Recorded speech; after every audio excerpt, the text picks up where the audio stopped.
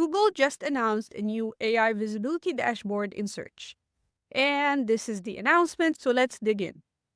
Okay, so the first part, they talk about new opportunities with generative AI in search. And they tell us, once again, that with our generative AI search features, people are more satisfied with search. And then this is what Google is saying, but then you have DuckDuckGo here saying people don't want AI forced on them. DuckDuckGo lets you choose. The result, since Google's AI overhaul, our US installs peaked yesterday at 76% above the pre-announcement average. And we broke our single-day search record. It's not a blip, it's a movement. Fire Google, right? And a few things, and so many things I want to say about this, but I also like that they have their baseline established. And this is something we also need to think about when we're reporting for our clients. We need to have an established baseline. Obviously, this is so irrelevant to what we're talking about, but yeah, so Google tells us it's a very popular feature. People love AI features. Again, they're telling us that again.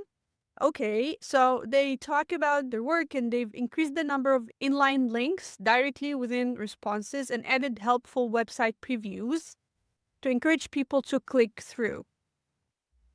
I'm not sure we agree here. Like, do we think when people see the preview and search, does that encourage them to click? Like they may not need to click, right? And then they brought preferred sources into AI overviews and AI mode and launched new subscription labels in these features. So people can choose the websites that they want to see more prominently. Okay, so this is great news. I'm sure everyone saw this or read it somewhere. Google rolled out preferred sources. It was just for news publishers and for top stories carousel. Now it's open for all publishers, all blogs or websites, and it will help you get cited in AI overviews and AI mode based on if a user selects you, they're more likely to see you in their results more often, right? And then they're continuing to experiment with a range of new link designs in our AI experiences to make them more useful. And then they talk about new controls and insights for website owners, and they're beginning to test a new control that lets website owners manage how their links and content appear in generative AI search features. I think this is good. And then this toggle is going to be in Google Search Console, and people can decide if they want their site to appear and help ground answers or not. Okay, and they're also mentioning that this control, if you decide that you don't want your website in those surfaces, it's not going to impact your visibility in traditional search, right? So now Google is giving people the ability to be visible in search and their AI surfaces or just in search. Okay? And then they mentioned that they're also starting to roll out new insights for website owners and Search Console about the appearance of their pages and generative AI search features. These insights include impressions matrix and information about which pages appear in AI responses and in what countries. We're continuing to work with website owners to understand what insights will be most useful to inform their strategies, and we'll introduce additional metrics over time. So, Google rolled out this dashboard. And the dashboard, if you have not seen it, looks like this. This is the dashboard. This is the impressions, right? Impressions. We're getting the impressions. Okay, small problem. I used to believe in impressions so much. I don't think there was anyone in SEO talking about the value of impressions and measuring impressions and reporting impressions to stakeholders as much as I did and how to use it to inform your strategy. And then you get this, oh, the impressions matrix has been broken for a year. It was inflated. So that actually made me very careful when talking about impressions.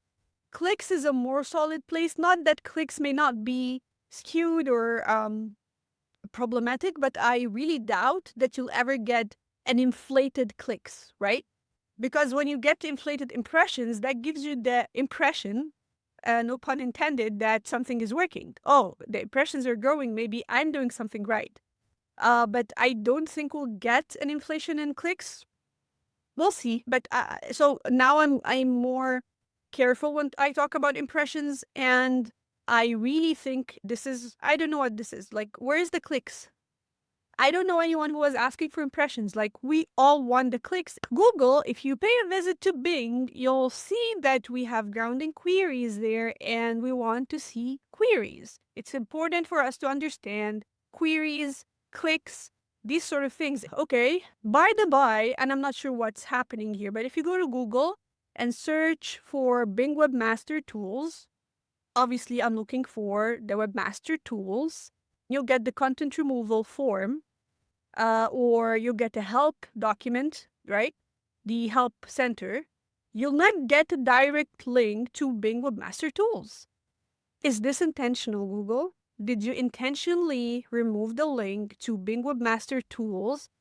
I don't know if this is intentional or what's going on there, but if you search for Bing Webmaster Tools on Bing, you'll get this link, right? Which what makes sense, and then you'll get the help and the other stuff. If you click on it, it should take you to the dashboard.